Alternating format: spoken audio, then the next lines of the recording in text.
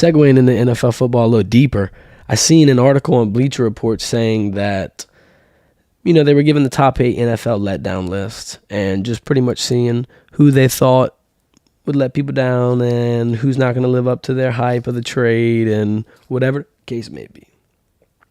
Out of those 8 players, 5 of them were wide receivers, which is interesting to me because it is the most controversial position in terms of them being divas and them having, they do have a vital part of the offense. Yeah, the quarterback can throw the ball well, but if he doesn't have anyone to catch it, it doesn't matter. So wide receiver is equally as important as a quarterback in some instances. But they had Tyreek Hill on that list, and that's understood because of the Tua Tagovailoa controversy, and that's nothing against him. But they did have someone on there that I believed shouldn't have been on there. Hollywood Brown was on that disappointing letdown list. They were pretty much saying that, since he's not that much better than Christian Kirk, and the Cardinals losing Christian Kirk is still a big blow, they're not going to be able to recover. And the fact that Deandre Hopkins is going to be suspended because of the performance-enhancing drug use, they're saying, look, I think that gives Hollywood Brown ample opportunity now, though. He has really nobody to compete with. He's going out there and he's getting his wide receiver 1 reps early with Kyler Murray. Kyler Murray's talented, and these guys, they could definitely string some things together and put some things on all positions. The Dolphins, speaking more about them, they got Chase Edmonds from the Cardinals. So there's a lot of things going on in Arizona that is controversial, so to speak. So it's perfect that they're going to be the Hard Knocks team in season. You got a J.J. Watt's recovery that we're going to zoom into. You got Christian Kirk leaving the team that we're going to zoom into. You can even zoom into the DeAndre Hopkins 6-game suspension scandal. You can kind of just see the reaction on that and just how the Cardinals are bouncing back from it when he returns and whatnot. Speaking of Hollywood Brown, see how he adjusts to it and whatnot.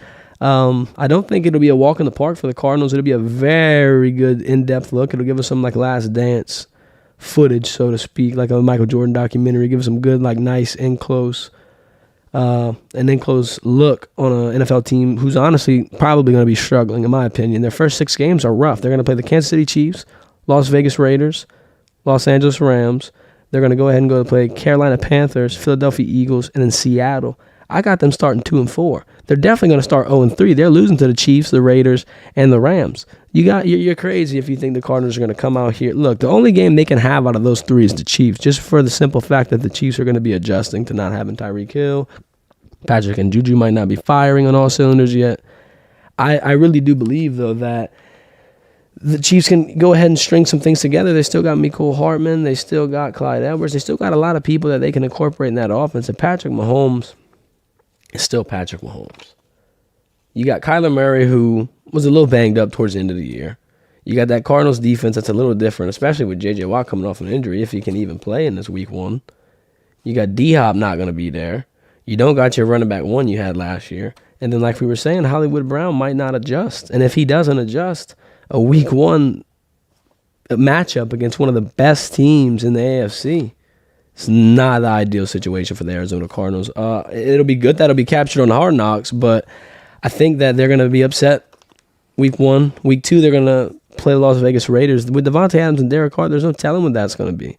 I'm going to go ahead and assume it could be dangerous, especially by week 2. They got that first little hiccup out the way.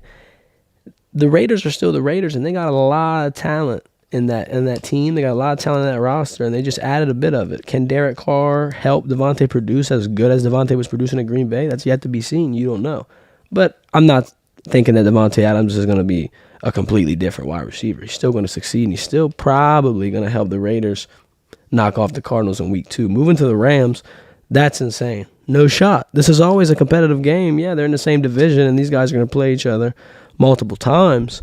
I think that this week 3 meeting, it will be taken by the defending Super Bowl champs. The Rams are firing on all cylinders, and there's nothing different about this team that would make me think, they might not be able to handle this or whatever the case may be.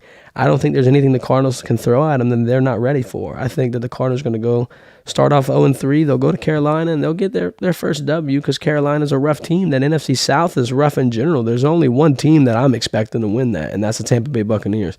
The Saints won't have a shot at winning that division.